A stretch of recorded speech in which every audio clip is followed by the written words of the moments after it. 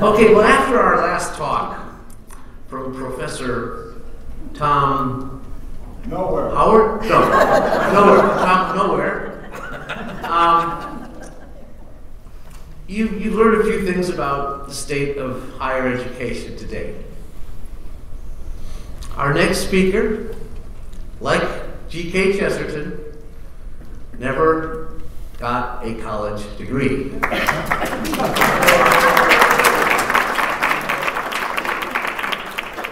So you combine G.K. Chesterton, Joseph Pearce, and Tom Martin's talk, and there's no reason to send your child to high school and plunge into a $120,000 debt, which is like having a mortgage but no house to go with it. So I just wanted to throw that out there. Joseph is truly a self-taught man who has just accomplished amazing intellectual heights with the books he's written. He's written 62,000 books.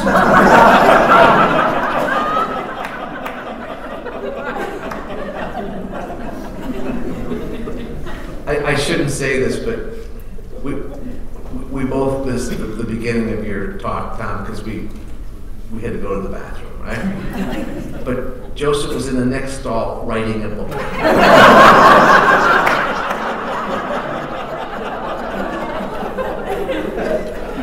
Phenomenal. Now, do you have a program? Yeah. This is a pen. Okay. All right.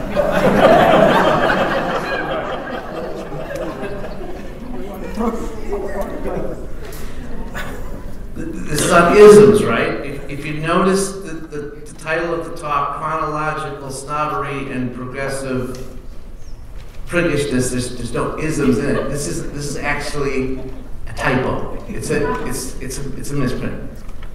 The title of Joseph's talk is Chronicalism, Snobberyism, Progressivism, and Priggishnessism. Please welcome Joseph Pearce.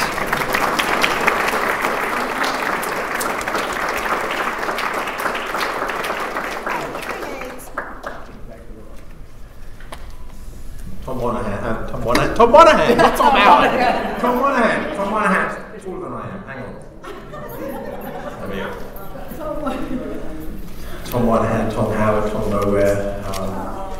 The podium has become virtuous again. It's become virtuous again, yes. We have a virtuous podium. Okay. Well, my talk today is on all those isms that I now mentioned. But what was it called actually? Chronological, Snobbery, and Progressive Priggishness. So what I'm going to do, what I hope to do, that's too loud. Go away. There we go. Virtuous podium, so not virtuous microphone. There we go. Can you still hear me? Yes. Hear me good? Well, still? Yes. Okay, good.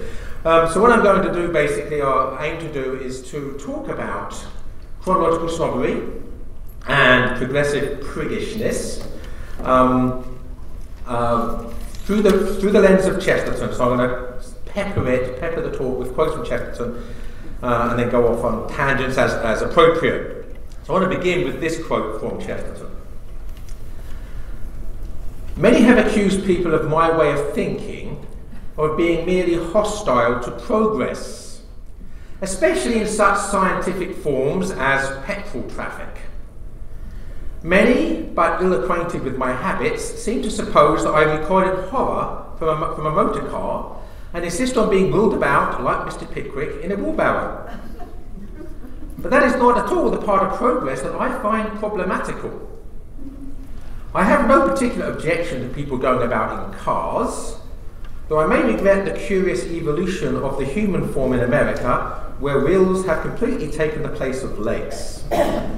I just want to insult the Americans, and if I do it, you get offended, and I get Chesterton to do it. I get the pleasure anyway, and you can't blame me. Where was I? Where was Chesterton? What was not adequately realised by those who merely talked about progress is simply this: that progress is never merely the solving of problems, it is always also the setting of problems. Men of the philosophic phase, represented by Mr. H.G. Wells, always tended to talk as if we should soon disentangle the knots of past problems merely by more science and experiment. What they did not see is that we are always tying new knots and making new tangles, actually because of science and experiment. Progress is the mother of problems. I do not say that progress is therefore undesirable, or that the problems are therefore insoluble. I only say there will always be numberless new problems to solve. Okay, so progress, Chesterton says, is not simply a problem, but the mother of problems. And we might be tempted to sort of draw an analogy between progress as the mother of problems and pride as the father of sin. Except, of course, that sins are always bad, and problems are not always bad. Okay, some problems can actually be good problems. Let's have a look at quote 2 from Chesterton. Progress is a useless word, for progress takes for granted an already defined direction. And it is exactly about the direction that we disagree. I think this is the key thing about progress, is exactly what do we mean by it. Because progress, you have to be progressing towards something. So in other words, progress is only a means to an end. So ultimately it becomes a philosophical problem. What do we see the end of human society being? What do we see the end of human happiness being? Because obviously if that's going to affect the way we see ourselves progressing or otherwise towards it. So for instance, with a Christian understanding of who we are as people, that the purpose of life is to get to heaven. Right? There's no other purpose to life other than getting to heaven. So therefore, progress for each of us individually, or progress for all of us collectively as a society, is connected to sanctity, to holiness. So the only true measure of progress is the growth in virtue. So if we as individuals are growing in virtue, we are making progress. If collectively there are enough of us growing in virtue that it becomes a defining characteristic of the society in which we're part, society is making progress. It's becoming healthier and holier and more virtuous. There's more people loving more people laying down their lives for their neighbours. So that would be progress. And if that was what was meant by being a progressive and believing in progressivism, that's my first ism, right? Then of course I'd be a progressive. And I imagine everybody in this room would be a progressive, if that's what progress meant. But of course most people who call themselves progressives, that's not what they mean. The end, for most people who call themselves progressives, is not holiness, it's not a growth in virtue, either individually or collectively. It's about self-gratification. It's about doing what you want, gratifying selfish desire, which of course is the complete opposite to growing in virtue, because growing in virtue is sacrificing ourselves for others, not sacrificing others to ourselves. So what we see here are two, not just different, not just digressing, but diametrically opposite understanding of what we mean by progress. Progress in one direction is ipso facto regress in the other. So the more that a society grows in virtue, the less it is going to be self-gratifying.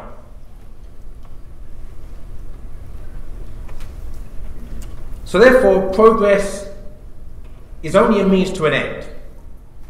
So we have to be concentrating always on the end, the purpose. Otherwise, progress is, as Chesterton says, meaningless. Now, one of the most profound things Chesterton ever wrote is what he has to say here about progress. The foundation of the true doctrine of progress is that all things tend to get worse.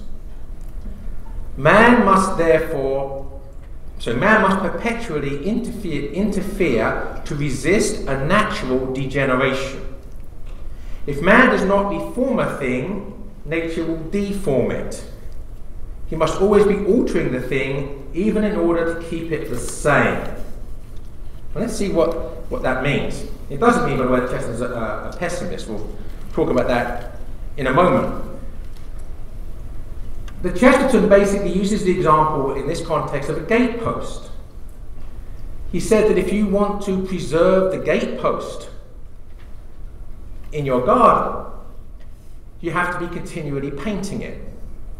If you don't continually paint it, it's going to decay, rot, and eventually both the post and the gate will fall down. And what I find very interesting that is that it means that I don't like the word conservative, and I don't like to label myself as such, but in this sense, conservatism, or at least conservationism, is properly understood as progressive.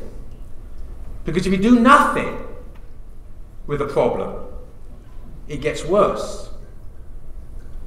You have to do something to it, just even keep it from getting worse. Now, what I love about this is natural degeneration, to use Chesterton's phrase, is that the progress either has to be one of conservationism, continually painting the gatepost, continually guarding human society morally, or decay.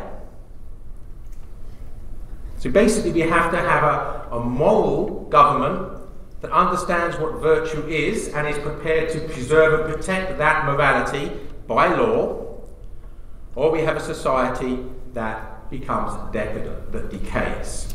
And again, all of these instances, by the way, are applicable both on the macro level of society and the micro level of the self, because ultimately society is just a collection of selves, okay? So the same thing applies. We as individuals have to always be working on conservationism, on conserving our own morality and trying to grow in virtue, just if for no other reason, to prevent our own personal decay. You've heard me before, I think, use the word Golemization. That sin Golemizes us, it shrivels our souls. So we have to be on the guard against that. Now, the other wonderful thing I like about this observation of Chesterton's is he actually connects physics and metaphysics in a really holistic way. Because what we're dealing with here is entropy. Okay, physical entropy and spiritual entropy. The laws of thermodynamics are that matter and energy decay. They're always decaying. The principle of inertia. And the only way you can prevent that inertia from happening is to put more material energy into the closed system to stop that inertia from happening.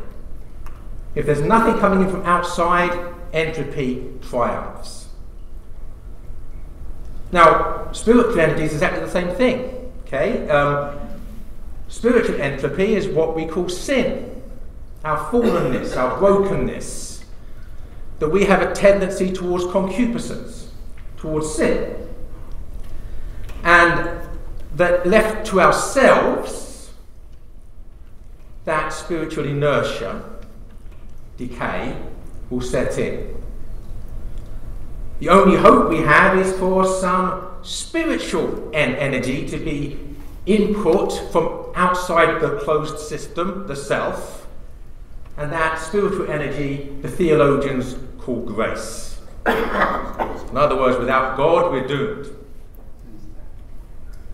So what Chesterton is really saying about human society and paralleling the gatepost, the physical with the metaphysical, is that spiritual entropy is present in us because of original sin, and that this understanding of of this entropic foundation and reality of the human dynamic that we are must be the foundation of all reality. And that any efforts to change society that seek to ignore that reality are doomed to failure. Not just failure, doomed to decay and destruction. Again, another quote from Chesterton. This is where we show that he's not a pessimist. One class of popular writers are perpetually telling us that the world has always been growing better and better. Others, rather less popular, that it has for some time been growing steadily worse. Personally, I cannot understand anybody thinking it has been ever growing steadily anything. Now again, this is Chesterton at his best, because you have the progressivism of the optimist.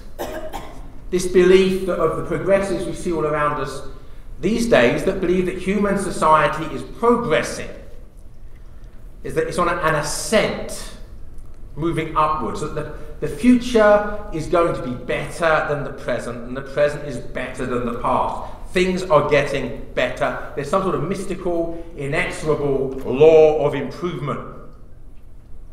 And of course, the only rational way they can justify that is by looking at technology. Right? We can see that we can do things now we couldn't do in the past.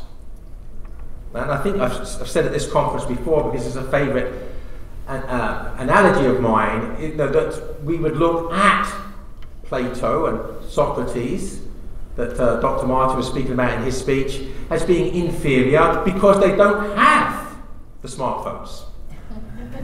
Right? Because, they were too dumb in those days to invent these smart things called smartphones. So that's the sort of the idea of this perpetual ascent. And then you have the other idea of progress, that actually humanity is on an inexorable descent, that it's going to basically, it's crumbling and decaying and falling apart before our eyes. This is pessimism, and it's more thoughtful, that's the right word, it's more philosophical incarnation, ideas like nihilism, cynicism, but also the mistake that some of us can make is we actually buy the progressive lie. That we really do believe the same things the progressives believe. That things will continue to get better, except we think it will be worse. But it will be the same thing. We accept the same criteria, right? Technology will continue to get smarter and better, and therefore society will get more complex and complicated, and traditional morality will fall apart, and there'll be no more marriage, and paedophilia will be normal, and all sorts of horrible things. But the progressives believe exactly the same thing, right? But they just think it's good. So we really have the same philosophy as them. But what Chesterton's saying is actually different, and I think correct. He said that there is no inexorable progress, whether we think it's good or bad, or any inexorable descent into a primeval soup, that some of the postmodernists and nihilists might believe. Progress, properly understood, is a struggle. It's a struggle in each individual soul, and it's a struggle in each individual generation. So it's about fighting the same fight in every generation. And one of the things I think that history can liberate us from is this belief in inexorable progress. Because you'll actually see, one of these days I have this book I'm going to write. I think I might write it during Mass. And that might be sinful. Perhaps not during Mass. But I had this sort of vision of a sort of a fun book where you've all played the game Pin the Tail on the Donkey, right? Where you sort of blindfold and then you go like that. But I like to do it, except instead of a donkey, it's basically a chronology, right? Different points on the wall are decades in human history sort of shuffled up. And you sort of put your blindfold on and just go like that. And you pick a decade at random, and then you go back in a magical time machine to that decade. And you have 20 or so chapters with 20 different decades at random over the past 2,500 years, or at least since the time of Christ.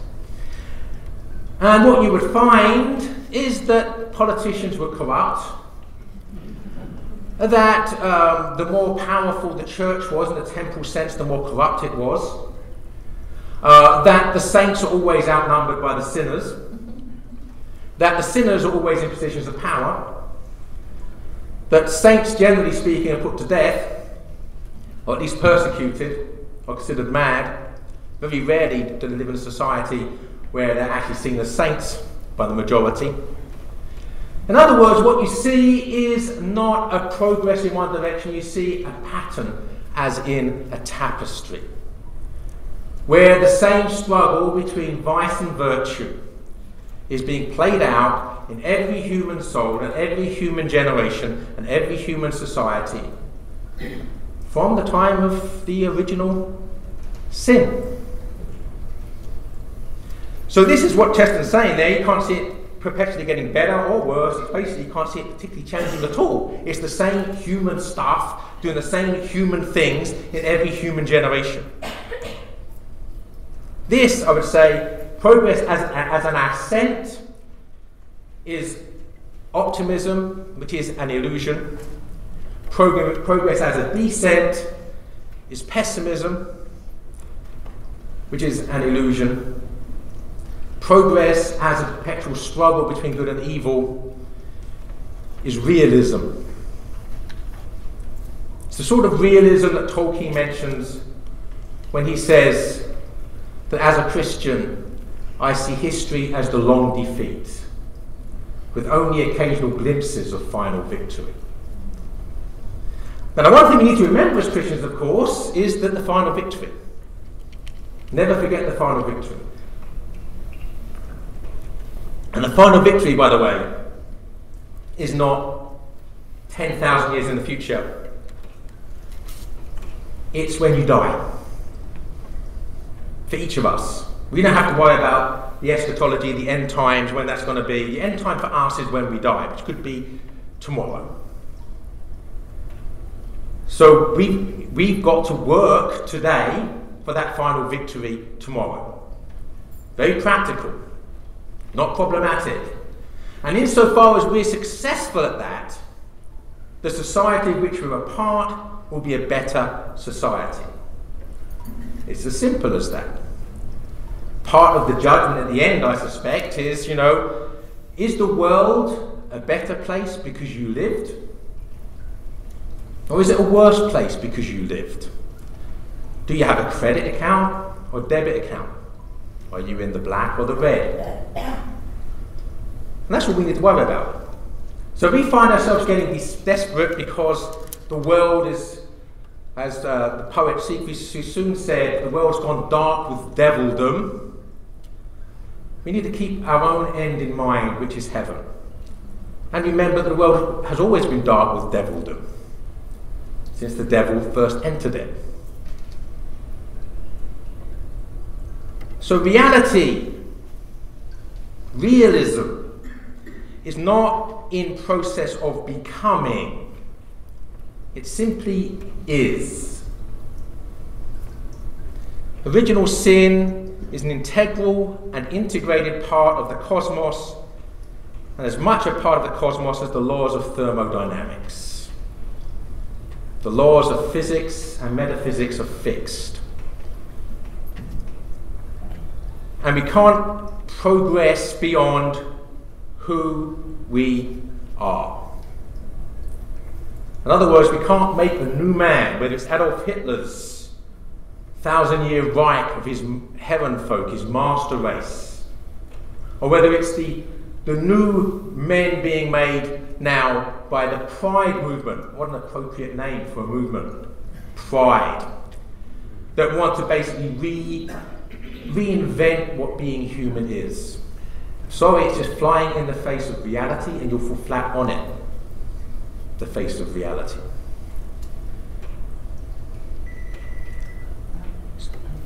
So who are we? We are both fallen. Therefore, if you like, progressing as a descent, but also made in the image of God, progressing as ascent, and struggle for in each of us, as in human societies, is that struggle between moving in the right direction and moving in the wrong direction.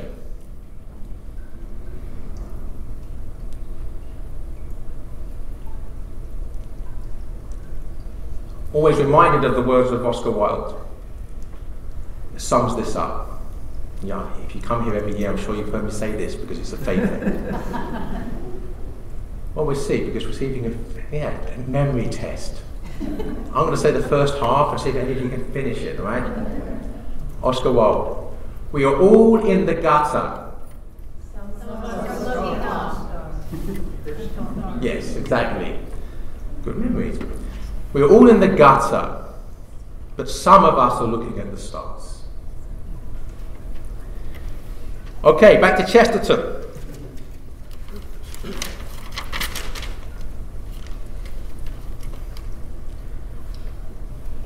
Man should be a prince looking from the pinnacle of a tower built by his fathers, and not a contemptuous cad perpetually kicking down the ladders by which he climbed. I think it was RJ in his speech that talked about the child having to climb up onto her father's lap in order to slap him around the face. Same idea. That modern man, the progressive man, is like a contemptuous cad who kicks down the ladder by which he's climbed. And the thing about this is that progressives, unless we get now to this chronological snobbery, I think it's been a running theme of this year's conference. No one gets to the topic until it's almost time to finish. But chronological snobbery and progressive priggishness are basically they're the same thing. It's a tautology. All progressives are prigs, and they're all prigs because they're chronological snobs. Now, the word chronological snobbery was, I think, invented by C.S. Lewis. But Lewis was getting the idea from Chesterton, especially Chesterton's The Everlasting Man, which was a huge influence on Lewis's conversion to Christianity.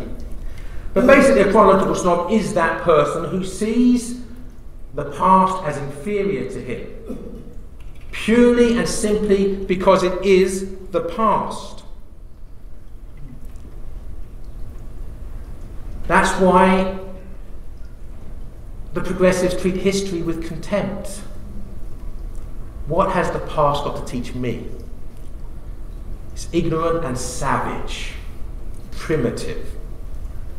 And I hope you're getting the parallel here, by the way, with racism. Because you're judging somebody, you're presuming in a supercilious way that those other people are inferior to you, and you have nothing to learn from them. Because that's exactly what it is. It's akin to racism. Looking at the past as being primitive and having nothing to teach us. That we have nothing to learn from human experience. Because the humanities, which have been destroyed in the modern academy, and the statistics are not promising. Since the 1960s, I think in the 1960s, 17% of those graduating college graduated with one of the traditional liberal arts, philosophy, history, literature, well, those three.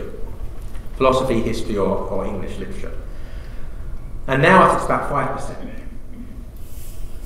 And the reason for that's simple, because those teaching history are chronological snobs. History has nothing to teach us, but we can look down at it. We can look at it as a Marxist does, as just a whole history of the oppression of the poor, or a whole history of one race oppressing another, or one nation oppressing another. But nothing to learn. We just sit in supercilious judgment on those idiots who are our ancestors.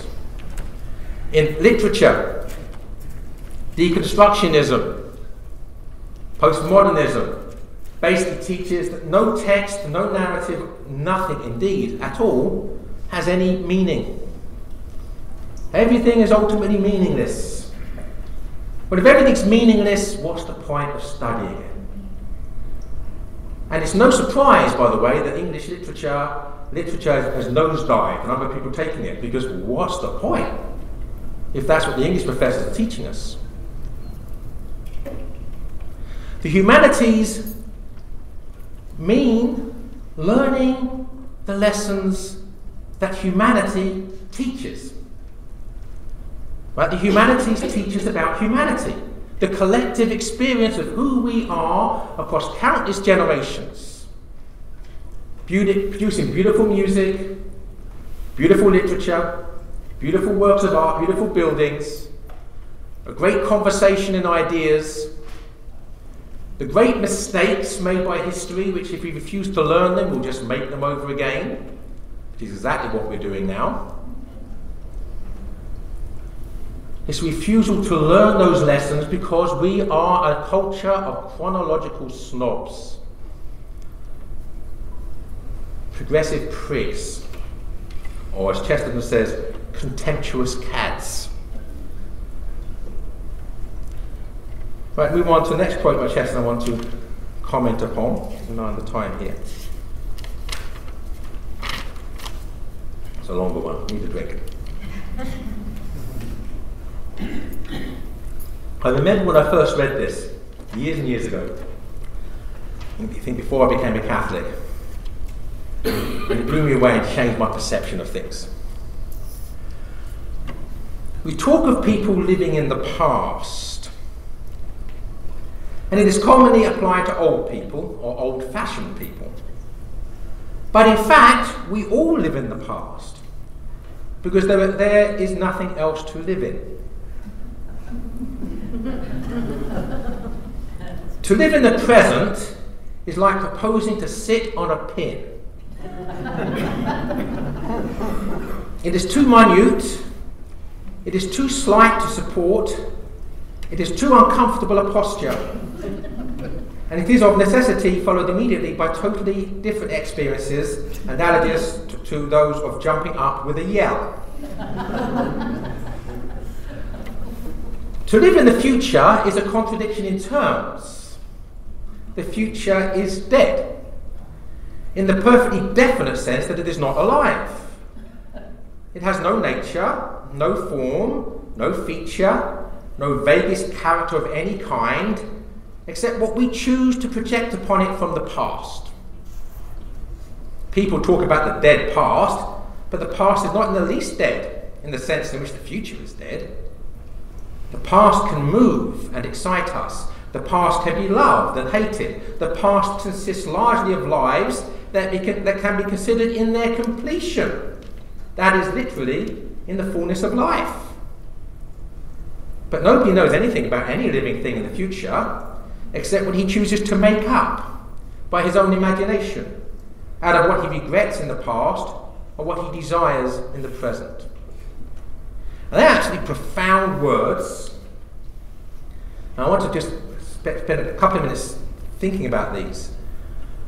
We're all living in the past because there's nowhere else to live. Even your experience of this talk is happening in the past. Right? Because by the time that the sound from my lips reaches your ears, I've already said them. By the time you've thought about what I've said, it's even further in the past that I said it. So really our life is lived in the immediate past and then in a sort of an ever-distancing past. Both our own and our memories and then the collective past we can learn from our ancestors. The present, on the other hand, is like that pin. In the sense that it's like a mathematical point. It exists in the abstract, but it has no space. It cannot be experienced. And the future, Chesterton's only partly right, but he's right in his own terms, which is fine. That the future, as we experience it in time, is something which has not happened, that we cannot have any idea what's going on. I mean, you can have probabilities. I think I'm staying at Lou Horvath's house tonight. I probably will. All right? The closer the future is, the more that we can sort of have, by the laws of probability, be fairly sure something's going to happen. Further out we get, I don't know if I'm going to be 3 years from now. I don't know if I'm going to be alive 3 years from now.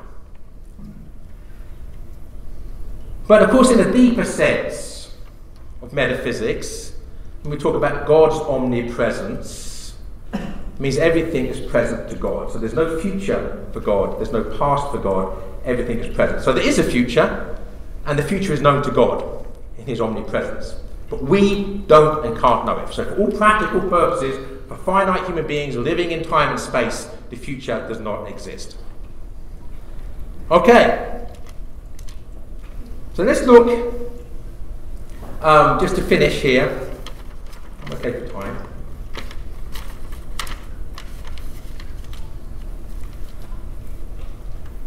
On what the consequences are of not knowing these lessons, of being a progressive prig, or a chronological snob, or a radical relativist. I wrote something fairly recently called Narcissism. Play on the word narcissism, but with an N-A-Z-I. Narcissism, the totalitarianism of the self.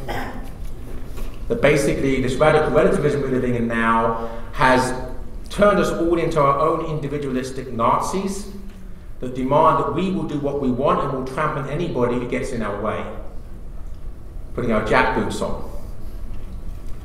And of course the irony is that the person who's most enslaved by that is not the people we tread on, but the person doing the treading. The person who in the process of being a narcissist becomes a golem. Because the nature of sin is that it's addictive. The nature of selfishness is, and selfishness and sin is basically are synonyms. The more that we are obsessed with self-gratification, the more we become addicted to self-gratification. And an addict is not free. Doesn't matter how much he calls himself free, an addict is a slave to the thing to which he's addicted.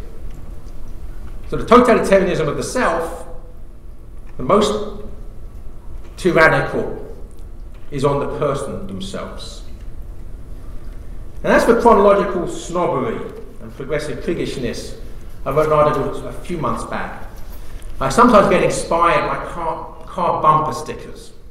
I don't watch TV. So virtually my only engagement with contemporary culture are car bumper stickers.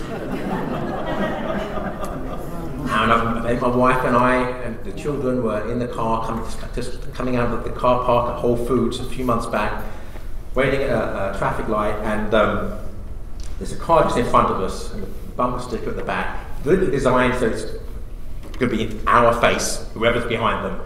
Said, what you called the liberal elite, we call the well-educated. Now, I'm grateful for that bumper sticker because it inspired a really good article, which I called the arrogant ignorance of the so-called well-educated. Well, first of all, that person's not educated in virtue because that bumper sticker is designed to insult everybody who sees it, unless they agree with the person, right? It's designed to be offensive. I'm not going to do the finger sign, but it's like going around doing that to every single person you see, right? When you're out driving. So they certainly are not well educated in terms of ethics or virtue, of which they probably pay very little attention anyway. But they also, if they have a typical well-educated education, well-educated, it means that they got their education from some contemporary secular college. Doesn't really matter which one, because they're all as bad as each other. Which means that they will be completely ignorant of history. And the little bit of history they did learn would have been skewed, propagandized. So to be well educated is to know nothing about the past at all. And that's actually the only place in which we can live. That's ignorance, and being arrogant of the ignorance. They will probably have no real knowledge of the great books of literature, because they did, insofar as they did literature at all at school, it would be contemporary relevant texts. In other words, very little that's older than 1950. So they will not be part of that great narrative that we've enjoyed as a civilization for 2,500 years and more since Homer. Know nothing of any of that. Being well educated. Philosophy, insofar as they did any philosophy at all, and they probably didn't, insofar as they did, it would be basically modern, nihilistic, relativistic, Nietzschean, Schopenhauer-type philosophy, which turns its priggish, progressive, supercilious nose up at all of philosophy that came before it.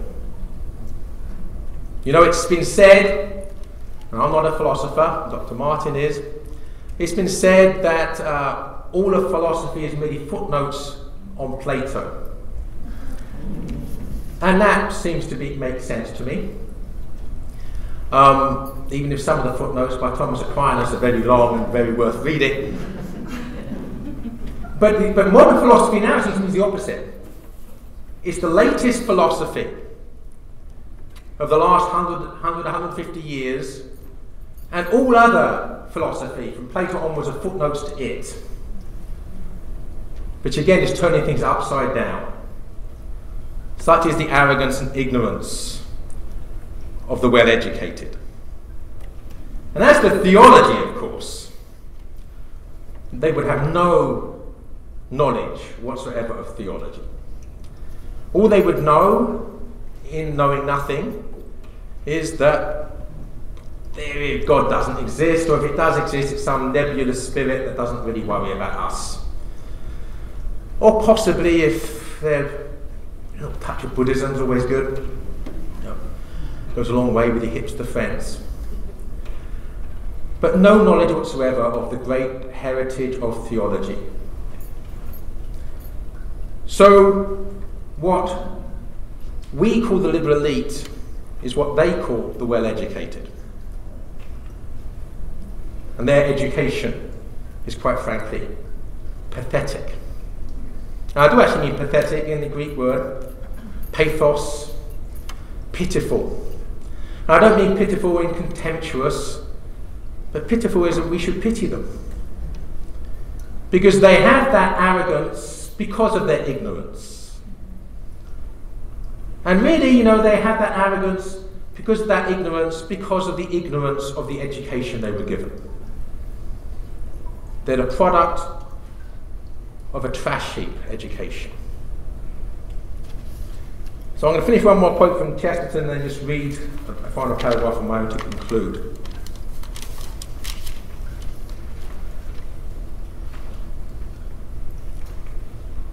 For some strange reason, Chesterton says, man must always thus plant his fruit trees in a graveyard. Man can only find life among the dead. Man is a misshapen monster, with his feet set forward and his face turned back. He can make the future luxurious and gigantic so long as he is thinking about the past.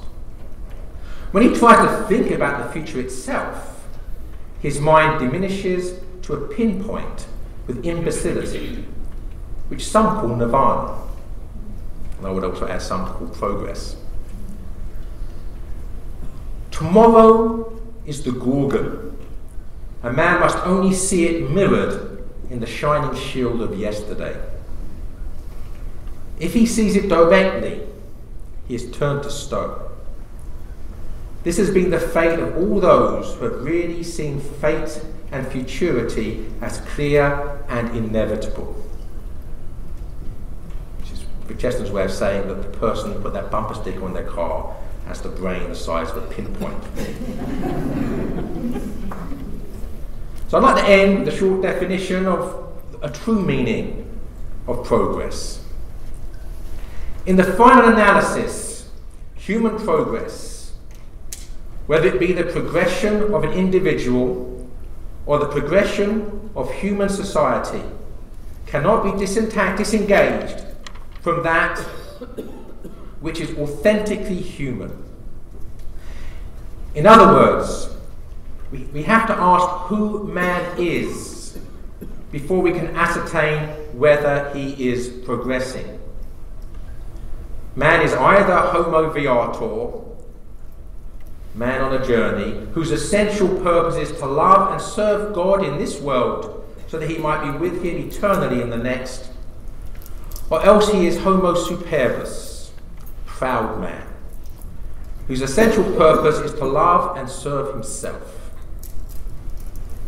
Homo viator is man as pilgrim, man as a wayfarer who journeys through life with his final destiny and purpose always in mind. Homo superbus, by contrast, is motivated by the sin of superbia, sin of pride, the pride that animated Satan's rebellion and Adam and Eve's.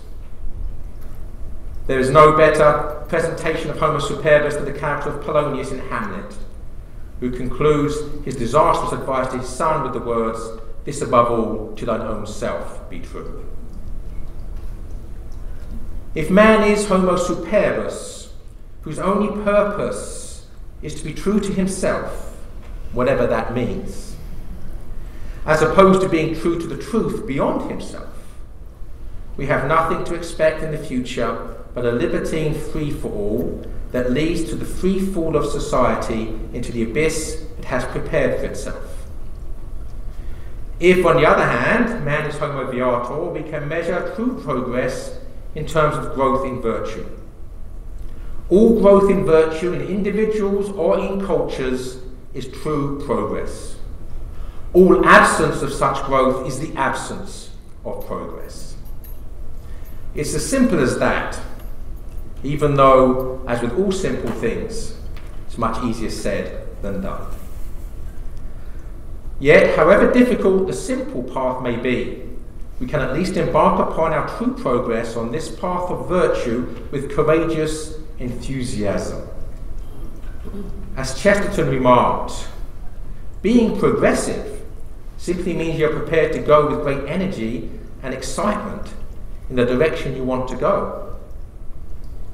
Surely the definition of a saint is one who courageously takes the path of virtue with great energy and excitement. Isn't it comforting to know that when all is said and done, only saints are truly progressive? Thank you.